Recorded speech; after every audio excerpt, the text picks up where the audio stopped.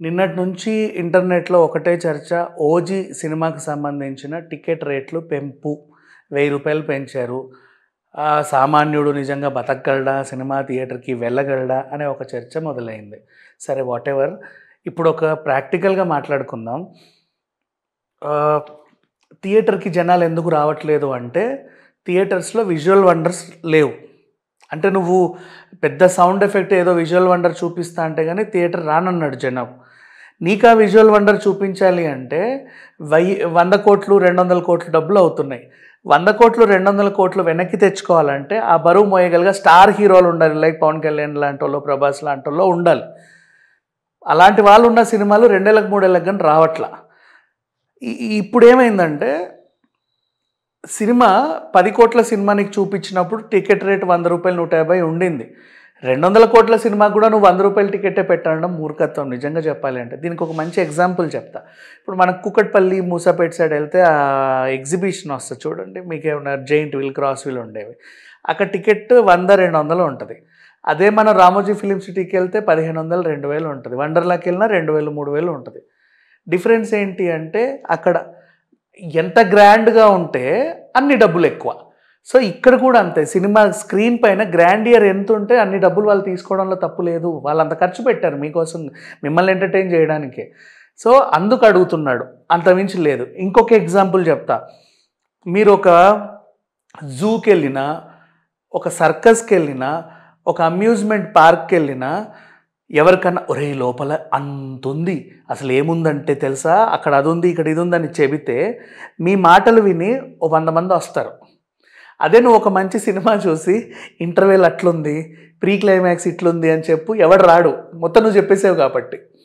సినిమాకున్న damage ఇదే. మిగతా ఎక్కడ పోల్చుకున్నా, ఏ ఎంటర్‌టైన్‌మెంట్‌తో పోల్చుకున్నా నువ్వు ఎంత బాగా చెబితే జనాలు అంతమంది వస్తారు. ఒక సినిమా విషయం మాత్రమే నువ్వు ఎంత ఎంత చెబితే దాని మీద ఉన్న బజ్ అంత తగ్గుద్ది.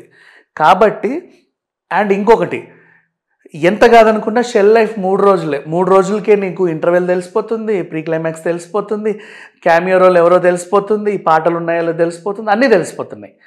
ఈలోపు మళ్ళీ అడిషనల్ బెనిఫిట్ పైరసీ కూడా వచ్చేస్తుంది. ఆ బప్పం, గిప్పం టీవీలలో ఎక్కడెక్కడో. ఇంకెట్లా బతకాలి నిర్మాత? సో, నిర్మాత బతకాలంటే ఆ ప్రోడక్ట్‌ని అయితే ఎక్కువ రేటుకి అమ్ముకోవాలి, లేదా ఎక్కువ థియేటర్స్‌లో రిలీజ్ చేసుకోవాలి. అందుకే ఎక్కువ షోస్‌కి పర్మిషన్ ఇవ్వండి, బెనిఫిట్ షోస్‌కి పర్మిషన్ ఇవ్వండి అని గవర్నమెంట్‌ని అడుగుతారు. టికెట్ రేట్లు పెంచుకునే అవకాశం ఇవ్వండి అని గవర్నమెంట్‌ని అడుగుతారు. అంతే. అంతకుమించి ఇంకేం లేదు. సామాన్యులకు అందుబాటులో ధరలు లేవు అని కొట్లాడే వాళ్ళు చాలామంది ఉన్నారు. సామాన్యులకు అందుబాటులోకి ధరలు వస్తాయి. ఆల్రెడీ ఒక ఎగ్జాంపుల్ ఏపీలో టికెట్ రేట్లు తగ్గించినప్పుడు ఏమైందో అందరికీ తెలుసు. రూ. 5, రూ. 10 టికెట్లు పెడితే ఊడ్చే ఖర్చులు కూడా రాలా. మరి ఎట్లా ఎగ్జిబిటర్లు, డిస్ట్రిబ్యూటర్లు ఎలా బతుకుతారు? ఇది ఏంటంటే అందరికీ ఉన్న ఒక చైన్ అనమాట. సో, ఆ ప్రొడ్యూసర్ ఎక్కువ రేటే ఆయన ప్రోడక్ట్ అది. ఆయన ఇష్టం, ఆయన బ్రాండ్ అది. చూడండి నష్టమేముంది? మీకు నచ్చితేనే చూడండి. లేదా కొన్ని రోజులు ఆగండి. ఫస్ట్ 10 రోజుల్లోనే చూడాలనుకుంటే అంత రేటు కదా. మెల్లిగా చూద్దామనుకుంటే రేట్ తగ్గుద్ది. అప్పుడు రేట్ తగ్గినప్పుడే వెళ్ళండి. ఇంకా చెప్పాలంటే నేను వండర్లా ఎగ్జాంపుల్ ఇందాక చెప్పా కాబట్టి ఇప్పుడు వండర్లాలో కూడా రెగ్యులర్ లైన్‌లోకి 2,000 ఉంటే ఫాస్ట్ ట్రాక్ అని ఒకటి ఉంటది. అందరికంటే ముందెళ్ళేది. దానికి రేట్ ఎక్కువ. ఇది కూడా అంతే కదా. సో, సినిమా ఎంటర్‌టైన్‌మెంట్ మాత్రమే తొందరగా డ్యామేజ్ అయిపోయే ఎంటర్‌టైన్‌మెంట్ ప్రోడక్ట్ అది. 3 రోజుల కంటే ఎక్కువ రోజులు ఉండదు. తొందరగా ఒక పువ్వు కన్నా, పండు కన్నా చాలా సున్నితమైంది సినిమా లైఫ్. పువ్వు కంటే తొందరగా వాడిపోద్ది. ఎందుకంటే ఈలోపే మొత్తం అందరూ పీల్చేస్తారు కాబట్టి. అలాంటి దాన్ని అనవసరంగా రేట్లు పెరిగాయి అది ఇదని గొడవ చేయాల్సిన అవసరం లేదు. ఏ సినిమా అయినా నేను ఇలాగే మాట్లాడతా. ఇకపోతే ఇప్పుడు ఈ నిర్మాతకి ఆ బజ్ రావాలి అంటే ఎందుకంటే ఆ హీరోది అంతకుముందు సినిమా ఫ్లాప్ కదా. అంతకుముందు సినిమా ఆ హీరోకి ఈయన ఏ హీరోతో అయితే సినిమా తీస్తున్నాడో ఆ హీరోకి అంతకుముందు ఉన్న సినిమా పెద్ద ఫ్లాప్.